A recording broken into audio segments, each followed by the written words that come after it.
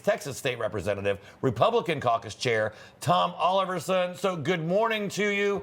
So for now, the plan to redraw the maps in the House is on hold. Governor Greg Abbott says it's only temporary, and Democrats, they may flee, but they can't stay forever. So what do you think happens next, and when do we think this is actually going to move forward? Yeah, good morning, Mark and Charlotte. It's great to be with you this morning. We need a 2/3 majority to transact business in the Texas House. We were about 4 votes shy of that yesterday. There were a few Democrats who elected to stay and represent their constituents and do their duty. I think, we're obviously working on redistricting. We're going to get that done. We're also working, I'm sure you're familiar, we had some devastating flooding in Central Texas less than a month ago. About 200 Texans lost their lives. We're working on that. We're working on property tax relief. We're working on eliminating our statewide test, which none of the students, none of the teachers, none of the parents like, called the STAR test. These are all the things that these 51 Democrats ran away from and when they decided to leave the state on Sunday. Yeah, and what can you tell us about these bribery allegations from Governor Abbott? Are some Democrats illegally taking money to skip town and avoid doing what they were elected to do? I don't know specifics on that. I can just tell you that while they're gone and a call on the House is in effect, as it is right now, for every day that they do not report to the House, they are fined $500 by House administration. That cannot be paid from campaign funds, nor can it be paid from their office holder account. They must pay that personally. If they don't pay that, within the first 30 days, then their 30% of their office budget is basically put into receivership. They can't have that back until they've paid the fine. So this could be kind of where that's coming from, is people have said, well, we'll help you pay the fines and all that kind of stuff. Yeah. I'm not aware of any specifics on that, but yeah, I'm in agreement with the governor.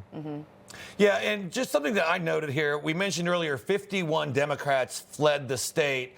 That's exactly the precise number needed to keep the House from meeting a quorum and being able to go to work. So this is not a principled stand where every Democrat is walking out, just the bare minimum enough of keeping you guys from doing your jobs. That's right, and some have elected to stay. As I said, we were short a handful. The speaker believes that there are going to be more that will show up today. We may actually make quorum today, getting to 100. If not, we'll probably be short by 1 or 2 people. So we're not that far off the mark. We sit at 88 Republicans, so we really only need 12 Democrats to transact business. We don't need all of them. And we have the majority of the ones that we need already present. So we're almost there. And to Governor Hochul's earlier statement, I would just say never underestimate the skill and the professionalism of the Texas Rangers to do their job, whether she wants to cooperate or not. I love that. Great point. And I want to go back to a point that you brought up a few minutes ago, that this special session isn't just about the redistricting and the redrawing of maps. You have a lot of big things on the agenda, and that includes helping the flood-ravaged Hill Country as well. Can you elaborate to some more things that you guys are hoping to get done in this special session?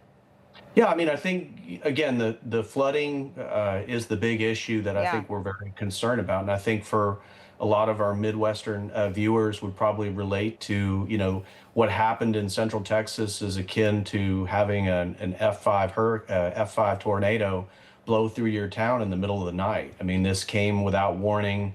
And so obviously we have a lot of things we need to do in terms of emergency preparedness. This is not just about restoring funds so that people can rebuild. This is about making strategic emergency preparedness decisions to prevent this from happening again, and making sure that these folks who are in areas of our state where sometimes cell phone reception is very poor are able to get the emergency alert in a timely fashion, even if it's the wee hours of the morning, so that they can evacuate and so that this never happens again. And so they have run away from all of that.